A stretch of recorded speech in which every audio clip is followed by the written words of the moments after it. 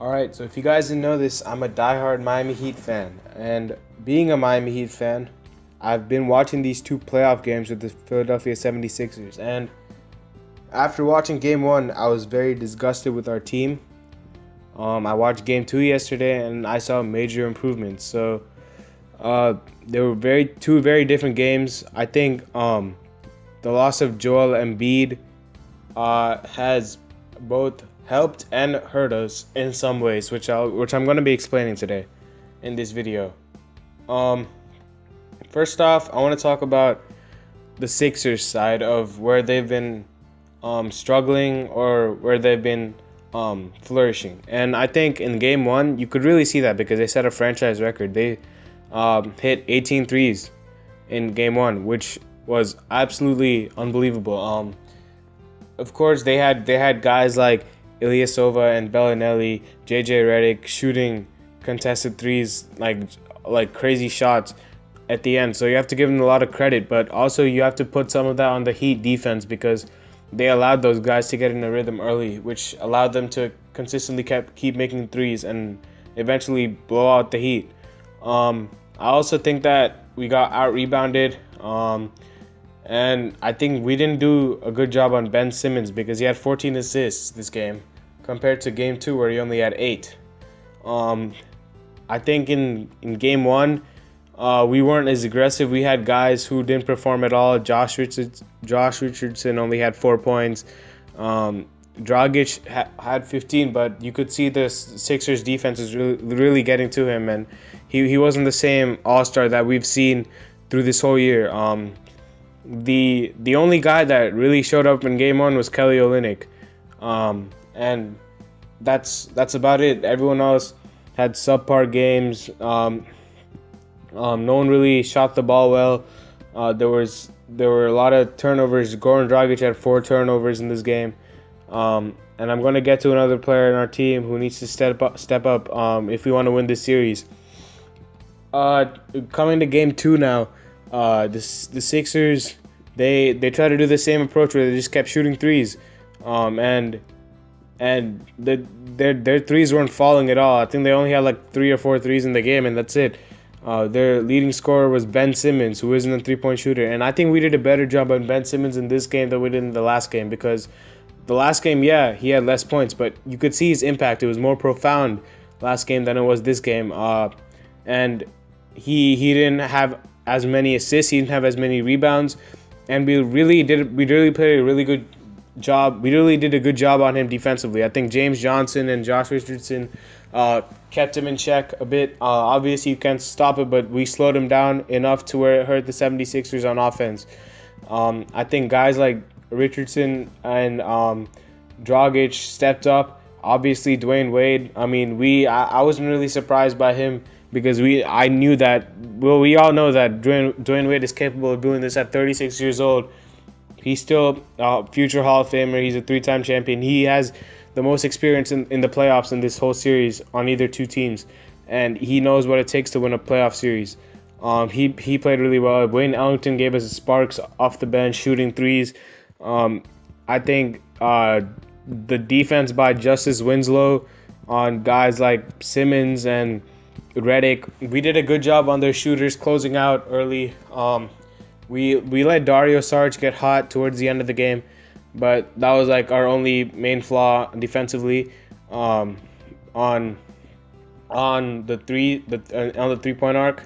Another thing I want to talk about which was negative for the Heat, was foul trouble. I think we had a lot of fouls which were uncalled for.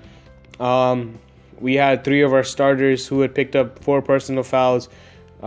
Winslow had 4 fouls, and in the first half, 3 of our starters had 3 fouls. So it made it really tough for Spoelstra to put in our starters, which didn't really affect us because our bench had it going last night. I want to give credit to Kelly Olynyk for stepping up defensively and offensively. He's been doing a great job containing the Sixers bigs and helping when we get beaten off the dribble by guys like Simmons and Saric. I think we did good in that aspect of the game as well. one thing we need to improve on is our defensive rebounding. We're getting in the first quarter, second quarter, I was seeing a lot of Ersan Ilyasova putbacks, which I didn't really like because our guys are stronger than him, our guys are bigger than him, and we didn't really show that much effort rebounding the ball defensively. They I think they had more rebounds than we did, which isn't a good sign at all. But I think it ultimately our scoring and our defense helped us win this game. The big thing I want to talk about today is the play of Hassan Whiteside. I think obviously the first two games he was awful. I mean, he committed 3 turnovers in game 2. He committed like 2 turnovers in game 1. He had 4 fouls in game 2. He had 2 points and 6 rebounds in game 1 and 4 points and 5 rebounds in game 2. And if he's going to be considered a top 10 center in this league, he has to play like one. I think I'm going to come back to when I said that having Joel Embiid out was a good thing and a bad thing, because obviously it's a good thing because the Sixers lose one of their all-star caliber players who's a game changer. But it's also a good thing for us. It's also a bad thing for us because Hassan Whiteside gets motivated when he's matched up against a center of his caliber or above his caliber, because he wants to prove something. And I don't think he put in enough effort against Ilyasova. What you'd expect him to do. He's a very unorthodox player in that way. When all of his matchups against Embiid, he does significantly better than when he plays against a center who's not with his caliber. He has some incentive to play really well when there's a center who's an all-star. Karl-Anthony Towns, Embiid, Jokic. He plays really well against Jokic. All these big centers he plays well against. So I think having Embiid, if Embiid plays in game 3, I have a feeling that Whiteside is going to play better as well, because he needs to, because he wants to prove a point. Not only because Whiteside and Embiid have beef, but also because Whiteside needs to prove a point that he's a top 10 center in this league. Game 1 and game 2 were horrible for him, and if we want to win this series, we'll need big contributions from him. I don't think that the Sixers will back down from us, because we were very physical with them in game 2. We kind of took their strategy of beating us and threw it right back at them.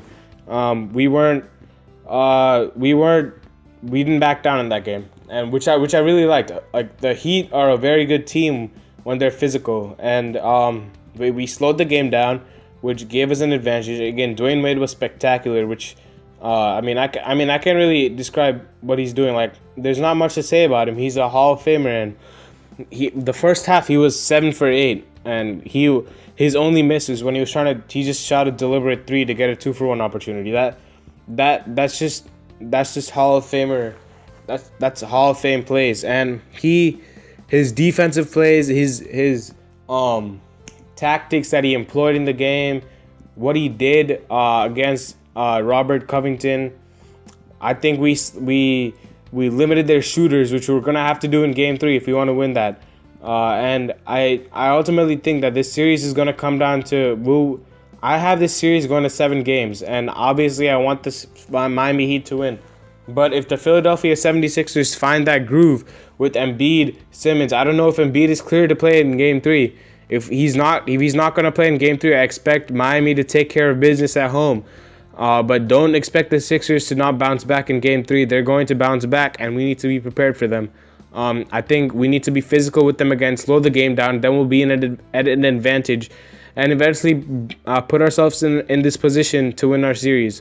And I think if we win this series, we can certainly beat either the Bucks or the Celtics, and then eventually face either the Cavs, because I think the Cavs are going to beat the Pacers, and I think the Raptors are going to beat the Wizards. So either the Cavs or the Raptors in the Eastern Conference Finals.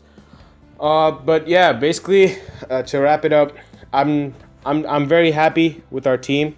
I think that we bounced back well. I think Eric Spoelstra has done a phenomenal job.